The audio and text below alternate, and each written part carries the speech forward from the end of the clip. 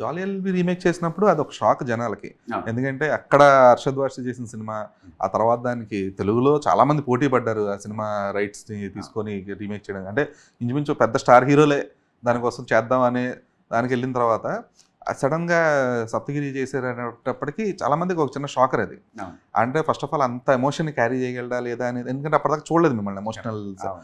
Characters చేస్తుంటారు. Mostly ఈ fun లేదా చిన్నపాటి ఏదన్నా చిన్న చిన్న తప్పితే అంత పూర్తి స్థాయి ఎమోషనల్ చూడలే. సో ఆ టైంలో కొంచెం ఆ భయం ఉండిందా, కొంచెం ఏమైనా పెద్ద రిస్క్ తీసుకుంటున్నాం అనేది జాలీ ఎల్ఎల్బి ఉండింది, తప్పకుండా ఉండింది.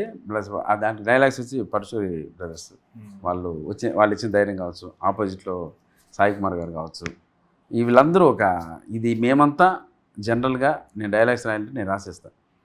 సాయి కుమార్ గారు ఆయన కొట్టిన పిండి, నువ్వు నీ ఆర్గ్యుమెంట్ కరెక్ట్గా ఉంటేనే ఈ సినిమా జనాల్లోకి వెళ్తుంది. నువ్వు ఏం హోంవర్క్ చేస్తావో నాకు తెలియదు, నీ ఆర్గ్యుమెంట్ వర్కౌట్ అయిందంటే సినిమా హిట్, ఇది ఎక్కడికో తీసుకెళ్తుంది. నువ్వు ఏమాత్రం చిన్న పొరపాటు చేసినా కూడా ఇది చెత్త కుప్పలో పడాల్సింది, అర్థం చేసుకో అని చెప్పి. సో దానికి సపరేట్గా ఒక 4 days టైం తీసుకొని దాన్ని ప్రత్యేకించి షార్ట్ బై షార్ట్ నీట్గా ముందుగా ప్లాన్ చేసుకొని చేయడం జరిగింది. అందుకే ఆ రిజల్ట్ వచ్చింది.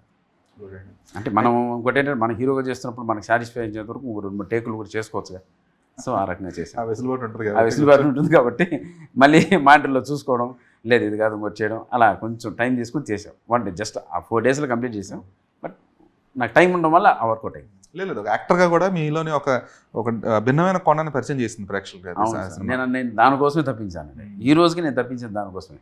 నేను అవి కూడా చేయగలను, నన్ను నమ్మండి అని చెప్పడం కోసమే సప్తగిరి ఎక్స్ప్రెస్లో దానవీర సూర్ కన్నా సింగిల్ షాట్ చెప్పడం జరిగింది. ఎల్ఎల్బిలో కోర్ట్ ఆర్గ్యుమెంట్స్ కానీ ఇవన్నీ చేస్తేనే మనం ఇంకో యాంగిల్ కూడా ఉంది. అది ఫస్ట్ కొంతమంది డైజెస్ట్ చేసుకోరు, ఇది ఎక్కువ చేస్తున్నాడేమో రకరకాలుగా ఉంటుంది.